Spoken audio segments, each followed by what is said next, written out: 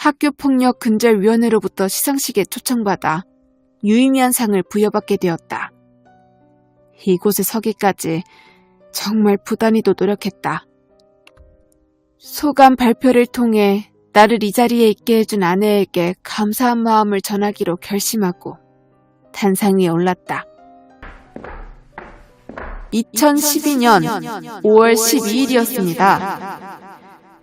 어떻게 그리 정확히 날짜를 기억하냐고요?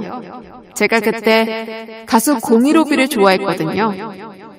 공이로비의 노래 5월 12일이 라디오마다 나오던 날이어서 기억합니다. 저는 중학생이었고 청소당번을 맡은 날이라 평소보다 조금 늦게 교문에 나서려는데 여름을 준비하는 소나기가 쏟아져 내리고 있었습니다.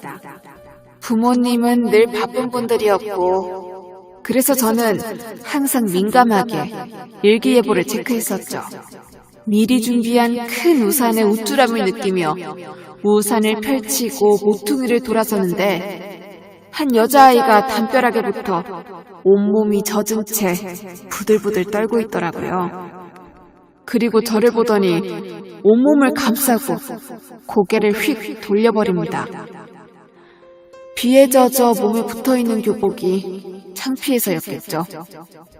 왜 비를 피하지 않고 그 상태로 있는지 사연은 알 수 없었지만 생각보다 먼저 반응한 제 손은 소녀에게 우산을 내밀고 있더군요. 권미진, 가져라. 태어나서 그렇게 많은 양의 비를 맞아본 건 처음이었습니다. 그 다음날 전 침대에서 일어나지 못했고 일주일이나 학교를 쉬어야 했습니다. 그리고 돌아와 보니 우산을 빌려준 그 소녀 권미진은 이미 전학을 가버렸더군요. 제가 그 소녀의 소식을 듣게 된 건 1년 뒤 5월 12일이었습니다. 라디오에서 공이로비의 5월 12일과 함께 듣게 된 소녀의 편지는 저를 향한 고백이었습니다. 물론 러브레터는 아니었죠. 너무 아쉽게도 말입니다. 소녀는 말했습니다. 그날 나는 우산을 잊어버렸던 게 아니야. 뺏겼던 거지. 나는 비를 좋아하지 않아. 일부러 비를 맞고 있었던 게 아니야.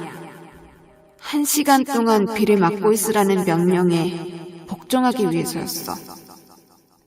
그날 나는 비가 내려 다행이라고 생각했어. 속옷을 뺏긴 채로 비에 달라붙은 내 몸을 네가 제대로 볼 수 없었으니까. 넌 내게 학교에서 처음으로 호의를 베풀어준 사람이었어. 그리고 넌 내게 그 학교에서 처음으로 진짜 이름을 불러준 사람이었어. 네가 내 이름을 불렀을 때 난 내내 소망하던 전학 결정을 처음으로 후회했어. 그동안 수많은 학생들을 학교 폭력에서 지켜내려 애썼습니다. 앞으로도 그럴 거고요. 저는 오늘 받은 이 상은 그 학생들이 보내준 선물이라 생각합니다. 하지만 오늘 제가 이 상을 받을 수 있었던 건 저 자신이 잘나서가 아닙니다. 그날 제 인생을 바꿔준 소녀의 편지가 있었기 때문입니다. 오늘 이 자리엔 제 아내가 와 있습니다. 그녀에게 이 상을 바치고 싶습니다. 권미진, 가져라. 그러나 그녀는 트로피를 내민 내 손이 부끄럽게도 끝내 단상 위로 올라오지 않았다. 그녀는 그저 그 자리에 앉아서 하염없이 울고만 있었다. 그리고 나는 정확히 일주일 뒤 그녀에게 이혼 서류를 통보받았다. 그로부터 1년이 지났다. 오늘 지훈이 생일에 와줘서 고마워. 내가 오히려 고맙지. 초대해줘서. 당신 덕분에 우리 딸 3번째 생일도 보고 너무 감사해. 비꼬는 거 아니지? 조금. 그래, 당신 화난 건 이해해. 정말? 뭘 이해하는데? 당황스럽겠지. 따돌림 받는 소외된 아이들의 수호자, 정의로운 사회운동가로 불리는 당신. 세상 모두가 천사라고 부르는 당신인데 아내에게 이혼을 당했으니 당신이야말로 날 비꼬는 거야? 그런 거 아니야. 그렇다고 해서 당신이 가정에 소홀히 했던 것도 아니지. 당신은 그래 날 구한 것처럼 수많은 아이들을 구했고 천사라고 불릴 자격 충분해. 나 이제야 알 것 같다 미진아. 네가 왜 이혼하자고 했는지. 어떻게 알아? 뭐라는데? 당신 창피했던 거지? 무슨 소리야. 그날 일, 당신이 따돌림 당했던 과거, 어쩌면 당신에겐 치부였을 수도 있는데 내가 그 사람 많은 데서 까발려 버렸잖아. 그것도 나조차고. 그렇게 생각했어? 그래. 자존심 강한 당신을 배려하지 못했어. 미안해. 그게 정답이라 하더라도 그걸 1년 만에 생각하다니. 당신은 역시 두네. 그게 정답이 아니라는 거야? 1년이나 지났는데도 아직도 모르는 거야. 그래, 도저히 모르겠다. 날 벌 주는 건지 뭔지 모르겠지만 이제라도 좀 알자. 도대체 내 이혼 사유가 뭔데? 내가 바람을 피웠어, 도박을 하기를 해. 내가 뭘 잘못했는데 대체. 그래, 5월 12일 당신이 날 구했던 건 맞아. 미진아, 하지만 당신은 나를 찾아내서 기어이 결혼하게 만들었지.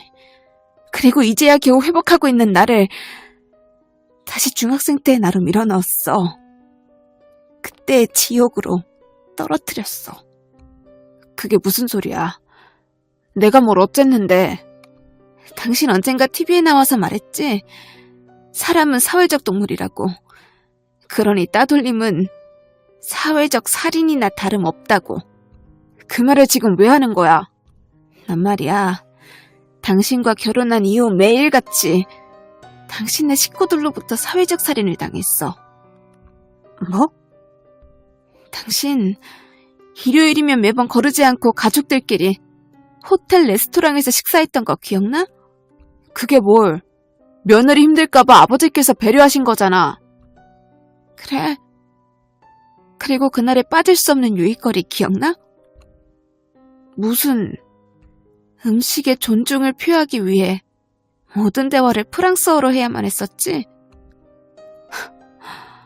그것 때문에 당신 화났던 거야? 참나, 당신 정말 속도 좁다. 그걸로 누가 당신 혼냈던 것도 아니고 벌칙도 없었는데 뭘 그래.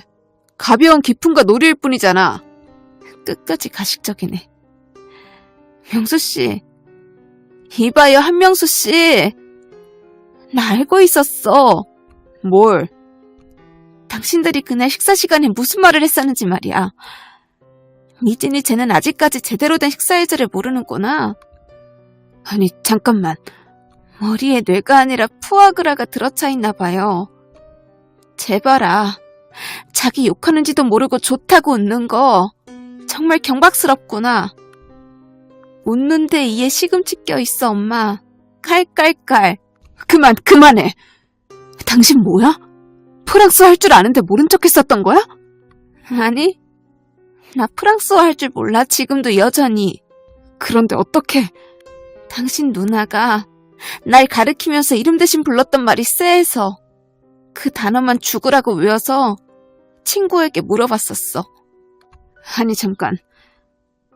그만하자. 이제 됐으니까. 충분히 이해했어 미진아. 프랑스어로 매춘부라는 뜻이더라.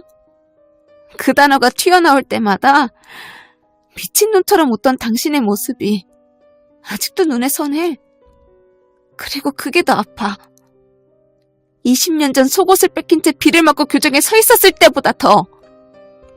아니 그게 그 뒤로 모든 걸 녹음해뒀어.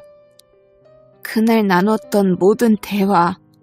파티가 끝나면 친구에게 가져갔고 난 번역된 욕짓거리를 들어야 했지. 나를 비웃는 시어머니, 나를 매춘부라 부르는 당신 누나, 나를 보고 눈은 웃으며 입은 욕을 내뱉던 당신 아빠. 그리고 그 모든 걸 지켜보고 웃어댔던 당신. 미안하다. 고의는 아니었어. 실수였어. 내가 너무 철이 없었어. 그저 다 같이 하길래 아무 생각 없이. 그 이야기 어디서 많이 듣던 이야기 아니야? 가해자들 입에서. 그녀는 전화를 끊었고 한 달 뒤 내게는 각종 청구서가 날아들었다. 나는 그녀가 원하는 것을 들어줘야 했다. 지금 살고 있는 집을 내주었고 이후에도 많은 것을 내주어야 한다. 그녀는 아직도 그날 녹음한 파일의 원본을 지우지 않고 있다.